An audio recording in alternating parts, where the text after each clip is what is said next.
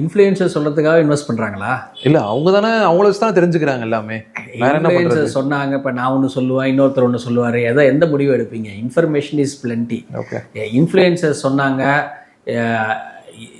இவங்க சொன்னாங்க, அவங்க வாங்கினாங்க, அதெல்லாம் செய்யாதீங்க. ஒரு கோல் வச்சுக்கோங்க, பர்பஸ் வச்சுக்கோங்க.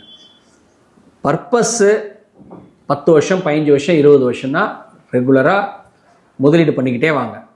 நீங்கள் என்ன பண்ணணும்னா, இந்த டே டு டே பேசிஸில் வேல்யூவேஷன் பார்க்குறது, இந்த வெப்சைட்டு, இந்த ஆப்பெல்லாம் அன்இன்ஸ்டால் பண்ணிவிடுங்க. பார்க்கவே பார்க்காதீங்க. நீங்கள் வேல்யூ என்னன்னு பார்க்குறதான problem. So buy right and sit tight. எது ரைட்டுன்னு பாருங்கள், ஒரு அட்வைஸரை கேட்டுங்க, கரெக்டாக வாங்குங்க. வேல்யூ எல்லாம் பார்க்காம ரெகுலராக முதலீடு பண்ணிகிட்டே வாங்க. சம்டைம்ஸு லேசியாக இருக்கிறது இன்வெஸ்டிங்க்கு ஒர்க் ஆகும். Success is not easy and certainly it is not for லேசின்னு சொல்லுவோம் லைஃப்பில். பட் சம்டைம்ஸ் இந்த ஸ்டாக் மார்க்கெட்லேயும் மியூச்சுவல் ஃபண்ட்ஸ்லேயும் கொஞ்சம் லேசியாக இருக்கிறது நல்லது. எதுவுமே பண்ணாமல் இருக்கிறது தான் ஒரு பெஸ்ட் டிசிஷன்ஸ்.